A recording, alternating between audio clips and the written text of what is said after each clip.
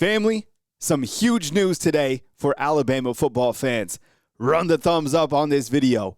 Bryson Culie has flipped his commitment from LSU and new head football coach Lane Kiffin to the Alabama Crimson Tide and head football coach Kalen DeBoer. This is a monumental pickup to end early National Signing Day for Alabama football.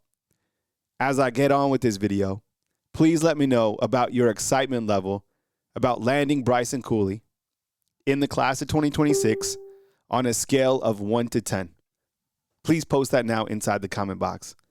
Bryson Culie, out of Mississippi, 6'6", 315 pounds. He's a tackle, and a tackle that had been committed to LSU for quite some time, really since the summertime. And he was supposed to announce his commitment in his final decision on Wednesday. Now, he pushed that decision back to today. And from everything that we gather, this became a bidding war in a place that was the best fit for Culie, clearly. Now, I think it's clear, listening to Courtney Morgan, that Alabama is not going to overpay for prospects, right? And I think they've done a really great job building out this class in terms of players that fit the system and that make sense financially. And that is something that we are going to continue to see under Courtney Morgan and Coach Kalen DeBoer. So he was predicted to Alabama, and today pulls the trigger and commits to the Alabama Crimson Tide. So as you could see, you have 22 total commitments in this early signing class, which is pretty remarkable, right? Down here, we'll update this graphic, but you see Bryson Cooley is a new addition, along with Trayshawn Brown, who committed to Alabama on Thursday. Now, he's an unranked running back. We have another video discussing Trayshawn Brown and his commitment to the Tide. He's out of Huntsville, Texas. Really good running back, actually. So Bryson Culie jumps on board, and now you look at Alabama's offensive line in the class of 2026, right? You have Chris Booker. You have Bear Fretwell. You have Jared Daugherty. You have Terrell Miller. So with the addition, now you have 5. Let me ask you a question inside the comment box. Being that Alabama has 5 offensive linemen that have signed in the class of 2026, would you still like to see Alabama maybe pull someone from out of the transfer portal? Now, I know the transfer portal doesn't start till January, but just kind of thinking in the future, you're probably going to lose Caden Proctor, right, at the tackle position. And that probably means that you're going to have Wilkin Formby and Michael Carroll, maybe a Jackson Lloyd, fighting for those starting positions at tackle. I don't know the development level and how these guys will quickly kind of up their game, or like somebody that's a little bit more experienced, like Tyrell Miller, if he'll be able to fight for one of those tackle spots. But I think it'd be worth going into the transfer portal for a tackle. Do you agree? Let me know inside the comment box. But again, Bryson Culie joins this class, and now you have 5 offensive linemen. And before I go to my next slide, how would you assess the offensive linemen in this class on a scale of 1 to 10? Would you say it's elite, that you filled all your needs? Would you like to see, another addition? Let me know inside the comment box. Listening to Courtney Morgan speak about Alabama's recruiting class overall, man, this guy's top notch. And I think he's doing things at a different level and really setting Alabama apart from recruiting in a different way, right? Very smart individual, and he's a general manager solely responsible for building the roster, right? And he says, we'll get the best players, but we're going to spend wisely. And that's from Courtney Morgan. And he recently explained on a video with UA Athletics about the different pots of revenue, right? They have recruiting, they have transfer, and they also have retention.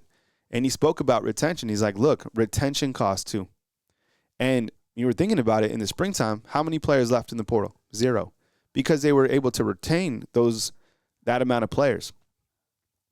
Now you look at USC's class. What do they have? 36? Well, Courtney Morgan was like, that's because they anticipate to lose so many guys from, their class or transfer portal, whatever. He's like, we don't anticipate to lose a lot of guys.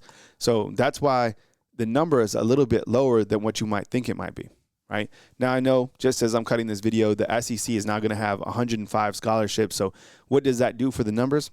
It doesn't mean you have to use all of those scholarships. So I think getting the best needs and spending wisely is the most important thing to do in this climate. And look, I think, how would you assess Courtney Morgan's early evaluation process, right? Think about the prospects that he's brought here and how those freshmen have fit into the system.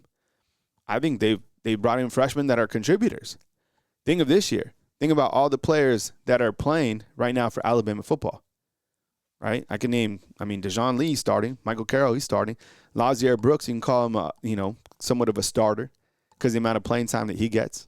There's a handful of guys that have played in every single game too, like Caleb Edwards, Ivan Taylor. The list goes on. So the evaluations of Courtney Morgan, spot on. I was thinking about this kind of from a overall standpoint. You look at the 5 stars, Coach Kalen DeBoer, right? This particular class, there was a couple guys, unfortunately, that moved from 5 stars to 4 stars. And like a guy like Sadarian Morgan.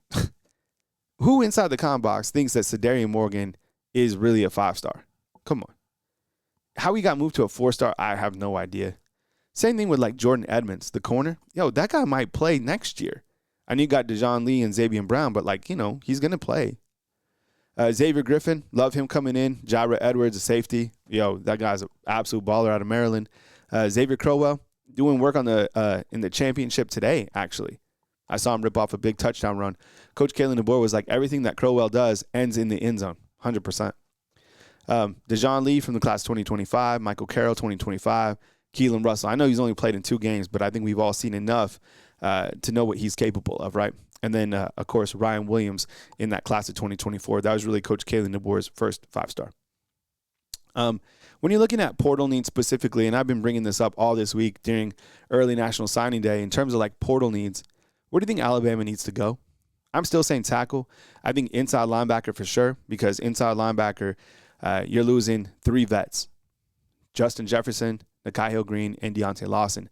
And while you have guys coming up that will contribute, I'd like to see a veteran come into that room. But let me know what you think. How about this? How about since you have Yanzi coming back and Quay Russaw, theoretically, could one of those guys pop over to inside linebacker? I don't know. Just a thought. Still think you need a kicker to create at least competition. But I will say this. I did see a little bit more confidence in Connor Talty against Auburn. I'm serious. But what else? Where else would you like to see Alabama go into the transfer portal to possibly get some guys? I know a lot of people talking about wide receiver. People talking about Cam Coleman. I know that's kind of like a pipe dream, but would you like to see him come in? I don't know. But once again, please welcome in Bryson Cooley, who has flipped his commitment from LSU to Alabama. My last thing that I'll hit on is it's a major win for Coach Kalen DeBoer against Lane Kiffin. It's a major win for Alabama versus LSU. These 2 programs are always going to go head-to-head for, prospects specifically like in the state that's sandwiched in between Alabama and LSU. But this is a big pickup. Tackles are rare. Same thing with like defensive tackles. So being able to come up with Bryson Cooley on the last day of signing day, I consider that cherry on top. Yeah, I appreciate you guys being here. Thank you so much for kicking it with me, whether that's being live on the watch-alongs or just kicking it in this video. Coming to you from beautiful Tuscaloosa, Alabama on this breaking update. Kyle Henderson of Bama Football on YouTube.